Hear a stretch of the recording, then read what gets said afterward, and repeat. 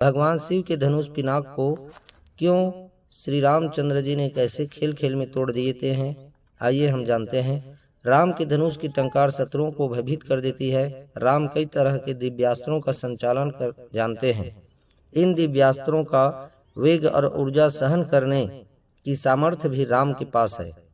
कोदंड के अलावा राम कथा में पिनाक और सारंग धनुषों का जिक्र होता है।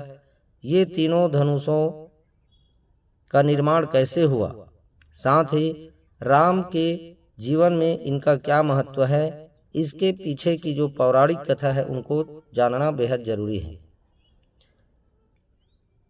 जब जब बात श्री राम की होती है तो हमेशा उनकी मर्यादा पुरुषोत्तम वाली छवि सामने आ जाती है।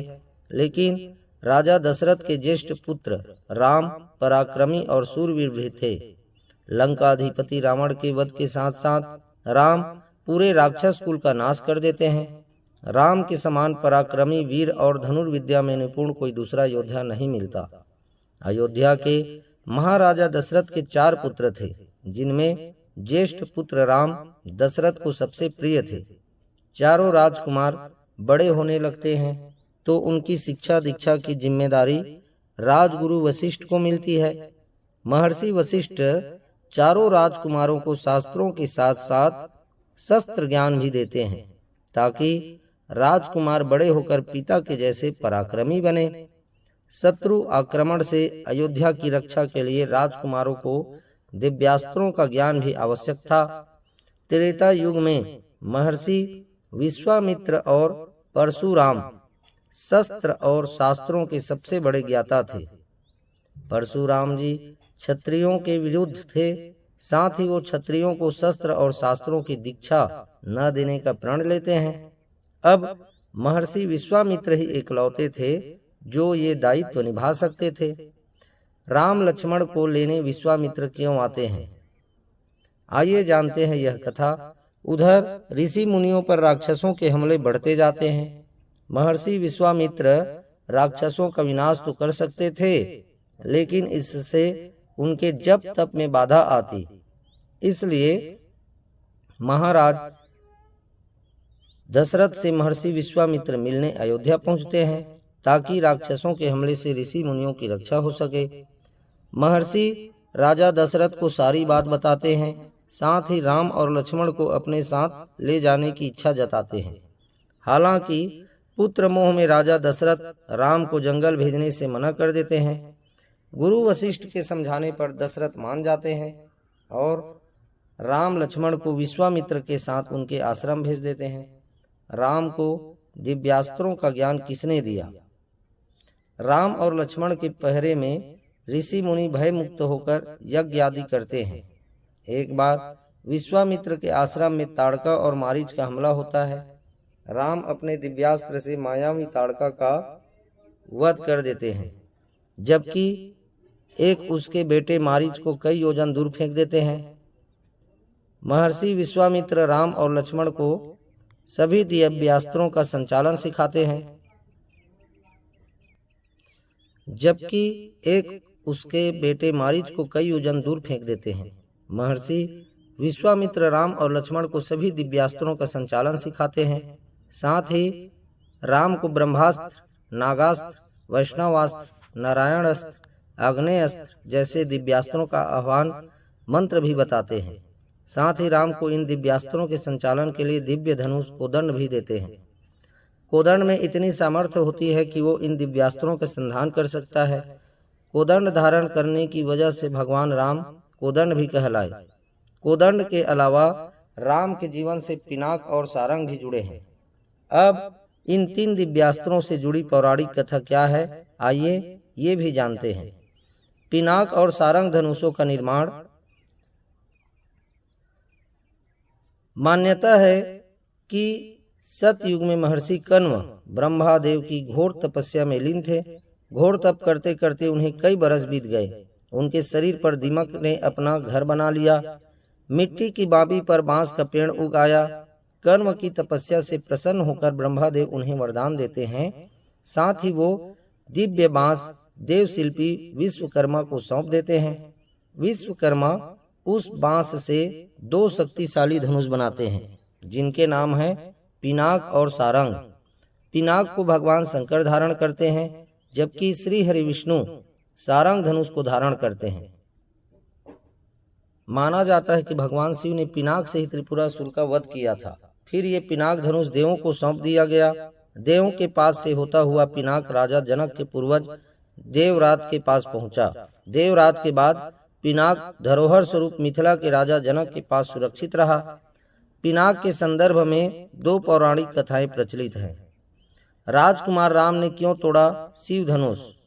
पहली ये कि पिनाक विशाल का धनुष था। इसके संचालन का सामर्थ्य भगवान शिव के अलावा महाराज जनक और विश्वामित्र के पास ही था। लेकिन जब जनक पुत्री सीता पिनाक को आसानी से उठा लेती है, महाराज जनक ये देखकर आश्चर्यचकित हो जाते हैं। उन्हें आभास होता है सीता कोई साधारण कन्या नहीं है, इसलिए सीता से विवाह करने वाला वर भी साधारण नहीं होना चाहिए। महाराज जनक इसके लिए शर्त रखते हैं कि जो भी राजकुमार शिव धनुष पर प्रत्यंचा चढ़ाएगा उसका विवाह सीता के साथ करा दिया जाएगा। गुरु विश्वामित्र के साथ राजकुमार राम और लक्ष्मण मिथिला पहुंचते हैं। जनक उन्हें शिव धनुष पिनाक के दर्शन करवाते हैं। राजकुमार राम पिनाक पर प्रत्यंचा चढ़ाते हैं। जैसे ही राम बाण संधान के लिए धनुष की प्रत्यंचा खींचते हैं, वो दो भागों में टूट जाता है। आगे क्या होता है वो तो आपको मालूम ही है। दूसरी पौराणिक कथा ये है कि महाराजा जनक, जो शिव के वंशज भी माने जाते हैं, उनके पास शिव धनुष पिनाक धरोहर के रूप में सुरक्षित था। लंकापति रावण पिनाक हासिल करना चाहता था। रावण के पास ऐसे कई दिव्यास्त्र थे जिनके संधान करने के लिए पिनाक जैसे किसी दिव्य धनुष की जरूरत थी। जनक जानते थे यदि पिनाक रावण के हाथ लगा तो सृष्टि का विनाश संभव है। इसलिए उन्हें लगा कि पिनाक का नष्ट हो जाना ही संसार के हित में है।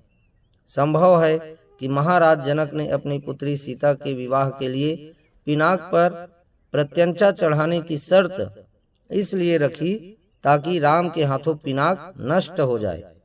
उधर शास्त्रों की दीक्षा के दौरान महर्षि विश्वामित्र ने राम को पिनाक का संचालन भी सिखाया था। गुरु के साथ मिथिला पहुंचे राम पिनाक को देखने की इच्छा जताते हैं। पल भर में राम उस शिव धनुष पर प्रत्यंचा चढ़ा देते हैं और जैसे ही राम उस धनुष पर बाण संधान की कोशिश करते हैं, पिनाक दो हिस्सों में टूट जाता है। राम को सारंग धनुष मिलने की कथा आइए हम जानते हैं कि किस प्रकार भगवान राम को सारंग धनुष मिलता है। शिव धनुष पिनाक टूटने का आभास महेंद्रगिरी पर्वत पर रहने वाले परशुराम जी को होता है।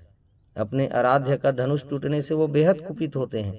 क्रोध में तमतमाए परशुराम जनकपुरी पहुंचते हैं और महाराजा जनक से पूछते हैं कि शिव धनुष तोड़ने का दुस्साहस किसने किया। जनक और लक्ष्मण के समझाने से परशुराम जी शांत होते हैं। साथ ही जब उन्हें आभास होता है कि शिव धनुष तोड़ने वाले कोई साधारण मानव नहीं हो सकते हैं, बल्कि राम साक्षात भगवान विष्णु के अवतार हैं, परशुराम अपने व्यवहार पर क्षमा मांगते हैं। साथ ही राजकुमार राम को अपना जो सारंग धनुष था उन्हें भेंट कर देते हैं। सारंग धनुष देते हुए परशुराम राम जी से कहते हैं, राम इस धनुष से किसी दिव्यास्त्र का संधान करो। परशुराम के कहने पर श्री राम विष्णु धनुष पर वैष्णवास्त्र का संधान करते हैं। ये दिव्यास्त्र वो पूर्व दिशा में छोड़ देते हैं, जिससे कि परशुराम के द्वारा अर्जित ख्याति और उनके पाप दोनों नष्ट हो जाएं। किसका धनुष सबसे ताकतवर था? पुराणों में उल्लेख मिलता है कि भगवान राम के पास सारंग और कोदंड दोनों धनुष थे। राक्षसों के वध में श्री राम सारंग धनुष का इस्तेमाल करते हैं या नहीं, इसका स्पष्ट उल्लेख नहीं है। कहीं कहीं पर सारंग और कोदंड दोनों एक ही बताए गए हैं। बहरहाल श्री राम का प्रिय धनुष कोदंड था, जो रावण के पौलस्त्य, मेघनाथ के पुष्पक, लक्ष्मण के गांधारी और शत्रुघ्न की विजय से बड़ा दिव्यास्त्र था। मित्रों, मुझे विश्वास है आपको यह सुंदर जानकारी अच्छी लगी, तो लाइक और शेयर अवश्य करें और मेरे YouTube चैनल हिंदी कहानी को सब्सक्राइब अवश्य करें। जय जय श्री राम।